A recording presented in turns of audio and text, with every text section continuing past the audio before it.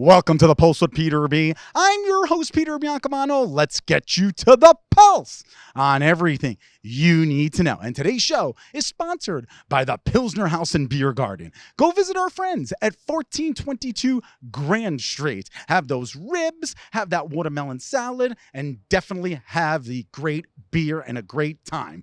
And we are also sponsored by Long Shot Pistol and Rifle, Secaucus, New Jersey, providing responsible CCW training only to responsible owners. Visit their huge indoor training center and full-service gun store. Start your CCW training today. Long Shot, Secaucus, and you're going to have a joy. And let's go to a segment that we filmed a little bit earlier on. Speaking about a person that's always a joy to have on the show, and that is the person to my right, and that is our Places Insider, Daria Peace of at Hoboken Eats. I like that one. That was good. That was a good intro with the name. I like it. Exactly. I like it. Love the enthusiasm. Do you miss the DeLucia just a little? Like the way that was said, but I like Peace. Peace is a cool last name. Exactly. And if you can hear from the background, she does have everybody's favorite canine here. Rigatoni is here. Rigatoni and his fresh haircut are on set. Yeah, on set, missing his mom. Yes, you know what I mean? Staring at me. Exactly. All right, Daria, the last two times you were on the show, you discussed several different places to go into what your title is here of where you've been. We discussed Dallas, Texas, and we discussed Dublin, Ireland. Yes. Now we're going to go a little south. A little bit more local. Dallas, and certainly not as far as Dublin. Charleston, South Carolina. Charleston, South Carolina. What a pleasant town to go to, city to go to. It's really nice. I feel like people are like just very, very friendly there. Very, very nice there. And I have to always tone back my Jersey and my Jersey accent and like. She didn't do it in Dallas. Why do it in Charleston? I know. I do this a little bit. I got to tone it all back. But we were, again, similarly to the other two trips that we had talked about, we were there for, again, like 48 hours. Oh, what? I mean, listen, I'm envious because you travel and you travel right, I feel. We do it right. So we were going for a wedding. A wedding? Okay. We were going for a wedding. Who was the lucky couple? They are Mark and Christy. They got married down there. Congratulations. Yes, they got married down there, and it was a beautiful wedding. It was actually on I think it's called Lowndes Grove. It's where that show takes place, Outer Banks. Oh, That's the girl's house. Yeah. Oh, that's cool. Oh, it was stunning. I Stunning. love that. Beautiful, beautiful, beautiful. Okay. So now, but obviously you went down there for 48 hours, 2 days, which, by the way, the flight is probably like an hour and a half. Up, down. Couldn't even get a glass of wine. Couldn't even. Or That's how water. I measure flights. I was going to say, apparently so. The Pinot Grigio. I'm just looking for like the nearest emergency exit. She's looking for the bar. You know what I'm saying? It helps soothe when you don't find the emergency exit. Too funny. All right, so you left on a Friday? We left on a Thursday morning. Thursday morning. We were there. The wedding was what? The wedding was Friday. We came home Saturday. Okay, so Thursday, what was the first place you hit up? Poogan's Porch. Poogan's Porch. Poogan's Porch, she says. Poogan's Porch. We stayed in a really cute little hotel, and it was walking distance to a lot of really good areas within Charleston. There's a nice little few pockets in the city that are different. They all have like their own unique things, but we walked to this one area, and it's very like old school town, right? Like it's very like almost like colonial in a way. It has like really cool history to it. So Poogan's Porch was, and let me tell you, I've talked about a lot of my favorite foods, but fried green tomatoes and pimento cheese dip. Oh my God. Oh my God. If anybody That's something that you don't see up here though. If anybody can DM me and tell me where to find good fried green tomatoes and pimento cheese, I'll probably love you forever. Besides Charleston, South Carolina. Yes. It is my favorite thing. It's all I ate the entire weekend. I love that. So that's what we had there. We got the pimento cheese dip, we got the fried pickles, and we got a catfish sandwich from there. No Fantastic. Way. Cute little area and it's all like the little porches. It's 3-level building, and it has all the little porches, old building. Well, it's funny you say that because every time somebody tells me about Charleston, South Carolina, like Savannah, Georgia, comes up in my head. Yeah. It's almost like those quaint I get them little confused. cities. Yep. Right, exactly. Old history. Exactly. And to me, these are the little gems in the United States that Miss Daria Peace has gone to see, and I need to get to take off my bucket list. Guess I'm going to Dallas so much. No, never. Cowboys played out. Different story for a different time. All right, so you moved on to, I'm sure, to a dinner spot, correct? So we actually were there. We had the opening opening dinner there. So we went to Pugin's Porch, and from there we went to like the pineapple area, the big pineapple fountain, which was really cool to see, really cute. And then there's the Rainbow Row, which was fun to walk around, with all the painted houses and stuff. Oh, and then we stopped and got. Obviously, when we don't know what to do, we stop and get drinks. What? Yeah, we don't do. So there's like a little main. One of the other areas of Charleston is there's like a little main street, and we just found a rooftop, a random rooftop, and ordered margaritas for the afternoon. Why not? Absolutely. And you can't go wrong with a good margarita. Cannot go wrong. And it was a good margarita, and nothing better than on a rooftop. Exactly. And then we found, so obviously we weren't married yet at the time, but there was a ice cream cookie shop called Pieces Pies. Pieces Pies. And on the cookie that was on the outside of the ice cream sandwich was a big peace sign. No way. Yeah, so obviously we went. So obviously. And I'm one of those corny people who anything that says peace on it, because my name's never been anywhere. So I'm like, oh my God, we gotta go to Pieces Pie. All right. I love Matt. And I love your married name, but the Lucia is cool. just very unique. I know, it was very Italian. That's right. Come on now, right? Come on now. All right. So now you go to the wedding the next day. Go to the wedding. Oh, can't forget about brunch though. Oh, before the brunch? wedding, can't forget brunch. And this place is a hot spot. So it's called like 5. What does that mean, by the way, hotspot? Like everybody goes. Oh, my apologies. So Matt and I'm not in the know. Not in the know. Not up on the hot spots. Apparently not. I'm like half a decade older than her. So. Well, we couldn't get reservations. No way. Well, you're not half a decade, first of all. I saw the pause there. He was waiting for me to say he wasn't. I just gave my age on the last one of the previous episodes. Go back and watch them, folks. Yes. And so this place, we couldn't get a reservation, but it's known as like the best brunch place. It's literally built into an old church. The interior is just absolutely wild. There's like scrollings painted all on the ceiling. It's just like big tables, big booths, just like very, very, very cool vibes. Alcohol, like all over the bar area, like very, very cool vibes. And we couldn't get a reservation, so we went and got online so we could sit at the bar. When I tell you it was bachelorette party central, no way. Matt was the only guy in the building. Oh, I'm not even kidding you. I mean, I wouldn't complain, but I'm sure I don't think he was upset. I don't think he was upset. We sat at the bar, had drinks, had a lot of good food. Now, did you feel as if you were reliving your bachelorette party? Well, at that point, I hadn't had mine. Oh, I'm sorry. This was before. This was before. Wow. She's got a great memory. I feel like she was just there last week. Well, because I remember it was Memorial Day weekend. So yeah, that was before the batch. So this was a little preview. I was like, okay, so this is what girls do. I'm just kidding. I mean, I'd been on them, but it was a really cool spot to go. That's what I'm saying. It was like a hot spot in Charleston. That's fantastic. Yeah. All right, and obviously the food at the wedding is a whole nother story. We'll get to that. The day after, when you were leaving, coming back to, I'm assuming you flew back into Newark. Uh-oh. It was the worst day of my life. What was that? Why? So after the wedding, I had a couple friends there, and we decided to go. There's this really fun bar, and we went the night before, and we lost. I'm nervous. Sorry. We lost a couple people that night. Everyone got a little sick. Got a little sick that night. I didn't think you lost. No. We had a few men down, and then I go then after the wedding, and oh man, flying when you're hungover is the worst thing to do. And I've gone out before flying. It's only an hour and a half flight. It was the waiting. I fell asleep in the lounge. Matt got us into the annex lounge. I fell asleep. I ate Cheerios, 5 bowls of Cheerios, just eating them. I was so hungover, but it was the best night ever. The bar scene down there is cool. It's all live music again. All live music. That's great. Yeah. I mean, yeah. Again, all of the and if I'm not mistaken, it's on the water, correct? There's some parts on the water, yeah. Some parts on the water there. We're more inland. Right. The lakes, I should say. You know what I mean, or the rivers. So any type of that type of ambiance usually works. Always works. Guaranteed good time. And when you have a live band and people who just want to drink, and I don't think there's a ton of going out bars. Like you're in Hoboken, you literally look left and right, and you got a million bars that you can walk into, or you go to a restaurant and you make it into a nightclub. It's all about there's drinking going on everywhere. That's Charleston, it seemed like there was plenty of places to do that, but they were a little bit more spread out. And so this place was right across from our hotel. All right. And now I asked you this the last 2 segments because we're just about out of time here. Would you go back? I'm going back for Brittany's bachelorette party. What? Brittany's a shout, big fan of the show. Shout out to the Hermans and the Shanklepores. Her sister just got married not too long ago. Sister Ashley's got married. And Brittany's getting married in a few months. In January, yep. Boy, I feel bad for her father. 2 in 1 year. Shout out Jay Herm. There you go. Daria Peace of That Hoboken Eats. Thank you so much for joining us again. Thank you for having me. Of course, we look Gotta forward tell to Matt take me somewhere else. We can do another one. Yeah, don't worry. All you have to do is go look at her story highlights, and you'll see everywhere she's been. So there's plenty of content here. There really is. So thanks again. Thanks for having me. Absolutely. All right, folks. We will be right back. Welcome to Hudson River Care and Counseling.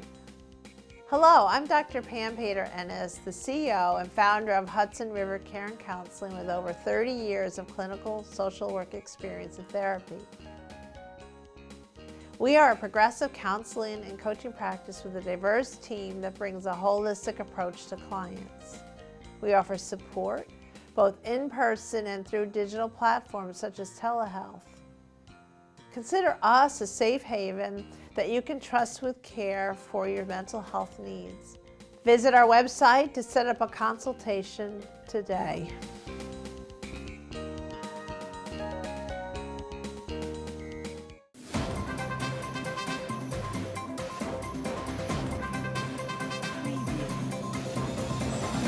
Peter Biancamano, your hostess with the mostest of the Pulse with Peter B. Folks, don't forget to go on our Facebook and our Instagram pages by searching The Pulse with Peter B.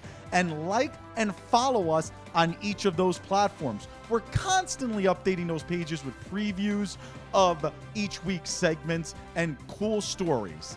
Also, if you have any questions, feel free to reach out to our email address at thepulsewithpeterb@gmail.com. Welcome back to the Pulse with Peter B. Back here at Maxwell Place Pier.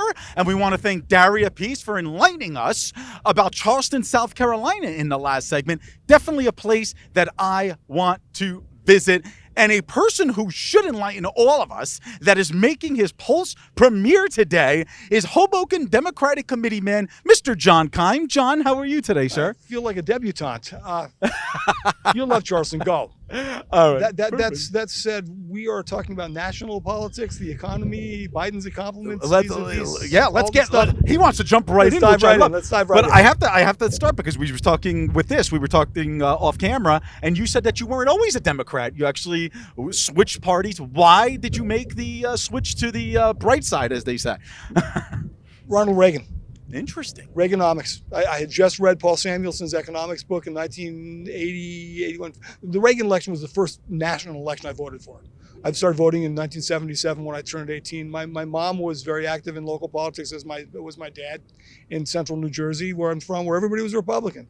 Melissa Fenwick was our congressperson, as was Peter Frelinghausen, who brought us the Great Swamp Wildlife Refuge back when Republicans were not only conservatives, but they were conservationists. Nixon started the EPA, things like that. The Republican Party has turned into the party of big pharma and big oil and big money. It's gone away from any semblance of. Actually, lately it's turned into a cult as well, which I could go on for hours. Exactly. But we'll stop it right there. That's it. I appreciate that. I mean, you hit the nail on the head, in my opinion. But everybody knows where I lean. So, John, people love to criticize our President Biden, in the White House. Maybe because he's older, he has the speech impediment. Is he really gaffe prone? Hey, 100%. That's half his charm. I mean, but the accomplishments that this president has accomplished in the last few years, in 2.5 years, where in essence, he basically doesn't have the Senate. The Senate is 50-50 splits, and he has like a 10-seat majority in the House or a 5-seat majority in the House. Let's just go over those accomplishments and how it's going to benefit the American people. Well, in a certain way, he's kind of the Senate whisperer. So he was able to move Manchin and cinema on things we didn't think we were going to move at all on. Mm-hmm. There's unfortunate nomenclature to all of the bills. Build Back Better was named badly. And it's unfortunate because infrastructure bills should always be popular with the American people. I mean, if you think about it, one of the strengths that Donald Trump should have brought to the office of the presidency was his background as a developer. Right. I mean, when he first got elected, I detested the man because of what he did in Atlantic City and what's happened to anybody that's done business with the guy. But I felt that as a developer, maybe the Gateway Tunnel would get done. I mean, and then he did none of that. No, he didn't. He became part of the radical right. He had Gateway Weeks, not Gateway, development weeks, but that means nothing in the general scheme of things. Nothing happened. Right. So the fact that we were finally spending money on stuff we should have spent money on since 1980 is good. I mean, if you go to an airport in, say, Amsterdam and compare it with, say, Atlanta, which are both comparable in size, scale, and scope in terms of how many people they move, Atlanta should be a crown jewel. It's not. Mm-hmm. It's no longer the dump it was 5 years ago, but it's still kind of a dump. That's unbelievable. Go to Amsterdam. You can we had a 5-minute connection to make coming from Greece once to get to Newark. Wow. In the biggest airport in the world, in Amsterdam. and then we made it. And that's amazing. So, Build Back Better. That was, of course, his first major policy, and everybody's going to benefit with that. New roadways, new transportation hubs, the Gateway project, the ARC tunnel. Excuse me, as you said. Paying for childcare is not a bad concept. Bringing women into the workplace has made our economy fresh and invigorated since 1973. Yeah, I think John, passing. I think if we get ratifying the ERA will help America. I think 100%. I also read a stat that he's created more jobs in 2.5 years or 2 years, whatever it is, than any president in the last. They were jobs that were going to happen anyway. That's an yes, but there were a lot of jobs lost during the pandemic that came back, and those jobs are in those figures. I think this administration is doing as good a job as it's going to do in the face of 2 years of a global health emergency that shut down the entire world's economy. It's like, again, blaming Biden for the gas prices when the gas companies cut back on making gas 18 months earlier. It takes time to make gasoline out of what you dig out of the ground. Right. 100%. So he got zinged, and he's also getting zinged about inflation. W got zinged about it, but inflation's dropping a wee bit, and gas prices are dropping, and that's a question of how long a cycle lasts and how much you can blame the executive branch of the United States government. Right. I mean, you want to blame the government? Maybe we should nationalize gas. Right. It's a very, very good point. If you're gonna blame the government, give it the control over it. Yeah. I mean, I think many nations have suffered. And the Republicans will never be for that, right? They're all about small governments, quote unquote. If you look at governments in general and the petroleum industry, many nations have suffered because it's a private endeavor, not a nationalized endeavor. Saudi Arabia is only called Saudi Arabia because the Saud family got the oil rights back in 1919 or whatever. Right, exactly. I mean, so you're not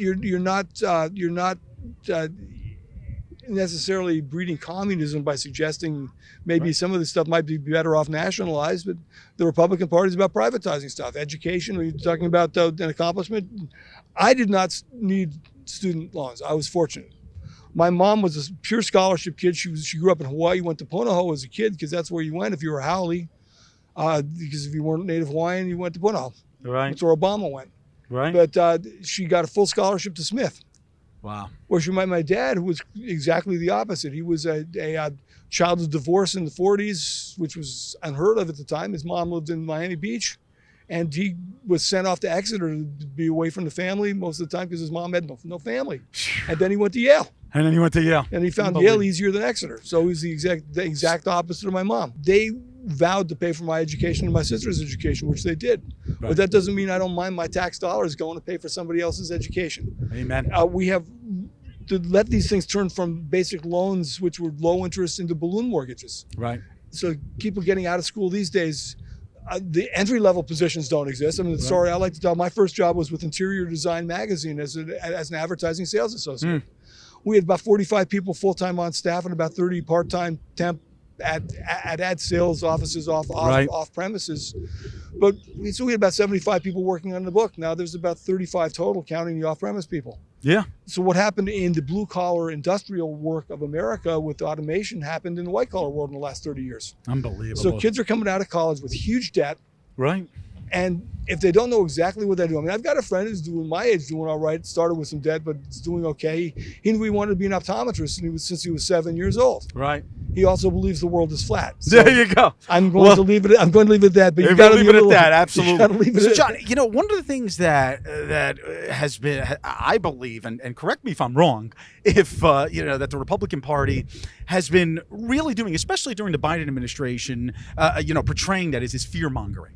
I have conservative friends that are saying the economy is going to crash. Let me stock up on cans of food. Buy gold. It's like, go buy gold and things like that. That whatever we're teaching in our public schools, defunding the police, which is just a Republican ideology. That's not true. This started earlier than this. This started pre-internet. This started with Bill Clinton. Right. When George H.W. Bush didn't get reelected, the Republicans acted like somehow they lost the 1,000-year Reich.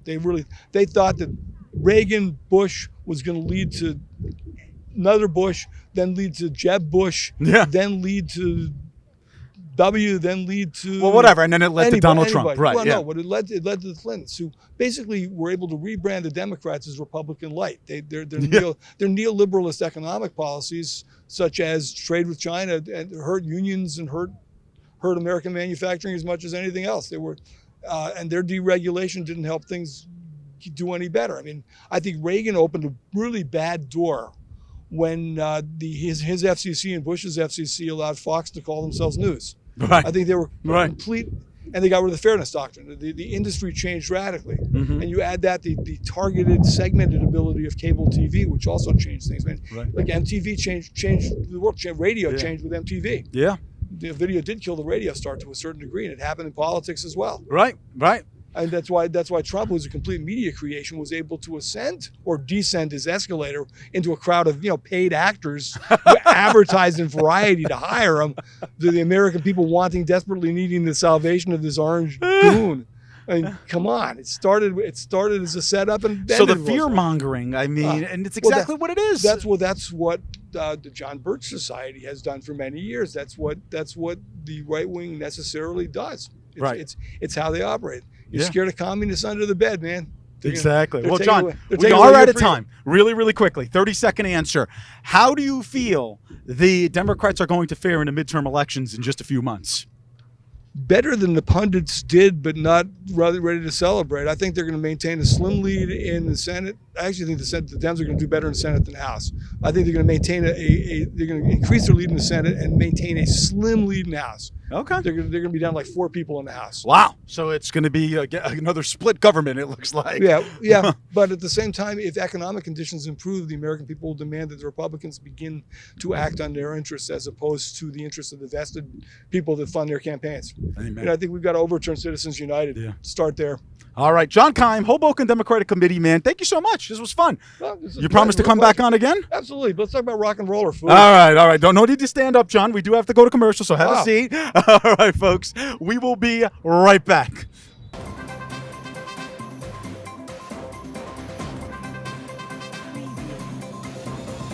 Peter Biancamano back with you. Don't forget to watch us on cable access every Sunday and Monday at 9 a.m. Optimum Channel 18, Files Channel 46, and Comcast Channel 190. Also on Sunday mornings at 9:30 a.m., you can watch our show on our YouTube channel, and you can also binge watch all of our old shows. Who doesn't want to keep watching The Pulse with Peter B? We'll see you there. Welcome back to The Pulse. And although John Keim was making his Pulse premiere last segment, the person to my right is not. He's a veteran, and he's everyone's favorite pro wrestling insider because he's our only pro wrestling insider, and that is Mr. Rob Tonnesen. Welcome back, buddy. Thank you very much for having me. I'll tell you, it's a hot day in Hoboken today. It's not Magic Kingdom hot, but it's pretty hot out here in Hoboken today. But I love that you always invite me. Thank you. And speaking of invites, as you know, I recently took a trip to the Pacific Northwest. I did last month. So I just wanted to give you a little. This is very cool. I'm getting a gift on TV here. Yeah, got you a little magnet from Alaska. Look at that. Grab a cold one in Alaska. Yeah. And what better on a hot day than having a cold one, huh? Exactly. Absolutely. So, I think the reason why your reels are so popular, and make sure you visit his reels on our social media platforms, is because of the shirts you're wearing. And today is no different. What are you wearing today? I figured on this sunny day as we wind down the summer, what better way than having a image of Macho Man Randy Savage just gleefully looking into the summer sunset contemplatively. I love that. I absolutely do. And of course, probably one of the greatest entertainers of all time. Oh, absolutely. Yeah, amen. And in the Marvel Cinematic Universe. That's true. Yes, we forgot about that. And of course, his character was created by none other than Vincent Kennedy McMahon. Rob, the last time you were on, he was only suspended, or, he took a leave of absence, whatever you wanted to call it. And you made it very, very clear that he was still going to be running the program behind Stephanie and Triple H, who were the faces. Now he has completely retired. Has he?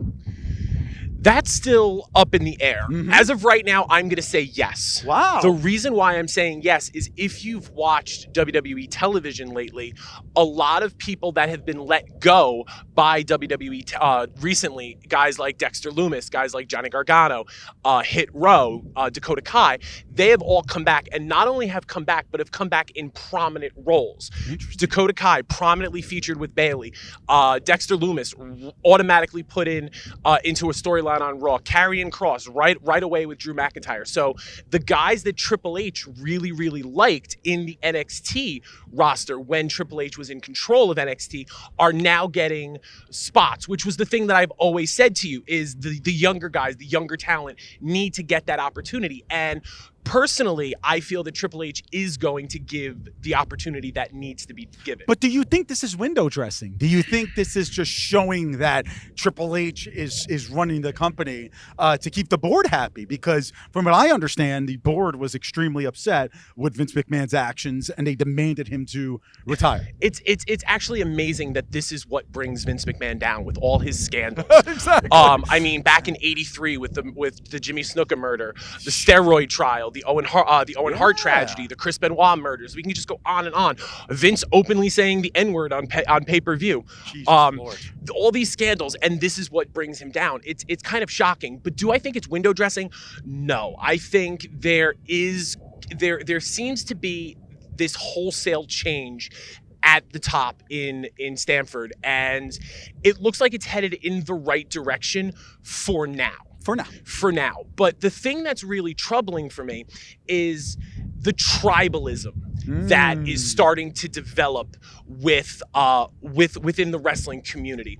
In that, you remember when we were kids how celebrities, which wasn't that long ago, right, folks. right. Yeah, I was gonna say, yeah. Celebrities would talk about wrestling, and we would be like, oh man, how cool was it that Kid Rock or Limp Bizkit did something with WWE. Now you have people like Cardi B tweeting that she's watching wrestling and just scroll through the mentions of like, oh, you suck for watching WWE. Stop with the tribalism. Wow. Be a fan of the sport. If you like WWE, watch WWE. If you like AEW, watch AEW. Japan, the indies, whatever you like, watch it. It's there for you. Don't be tribal. So listen, McMahon, with all of his flaws, and trust me, there were many of them, kept the company afloat. Yes. Kept it as the most powerful wrestling organization for, God, how many years was he at the helm? Over 50 years or something like that? Yeah. Will the WWE survive without Vincent Kennedy McMahon? Yes.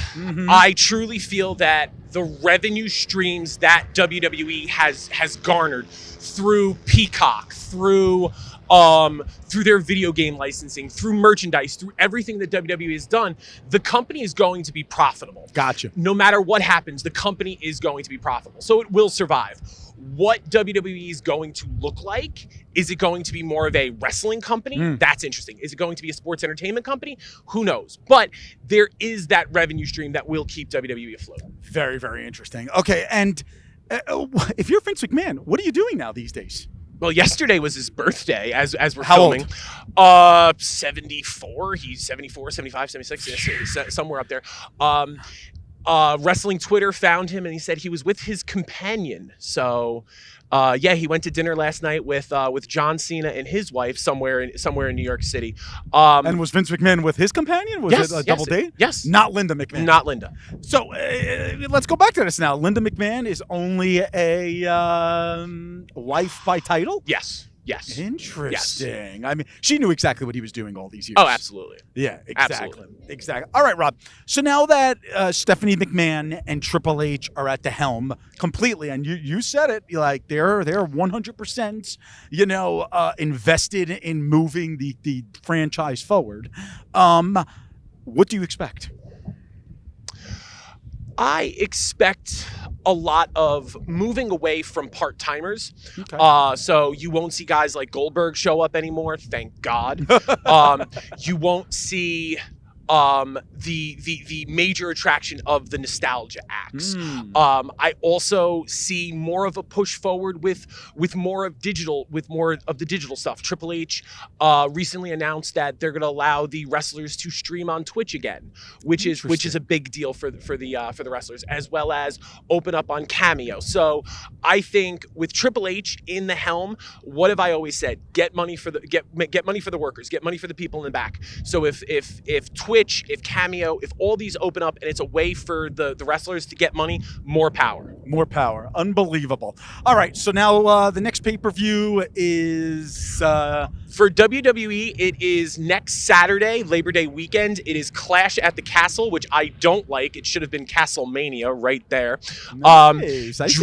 Drew McIntyre is going to face Roman Reigns, and honestly, I know I've been touting Roman as much as I've been on here, but I think because it's in Wales, Drew's gonna win. There you go. At least one of them. We couldn't have let Rob go without a prediction, by the way. So Absolutely not. I'm glad that you did. You're going to be back next weekend, folks. You're not going to want to miss him, as he's going to be talking about AEW All Out. All Out. So you're going to want to tune in next week. Rob, great to see you this week. My though. pleasure, sir. Absolutely.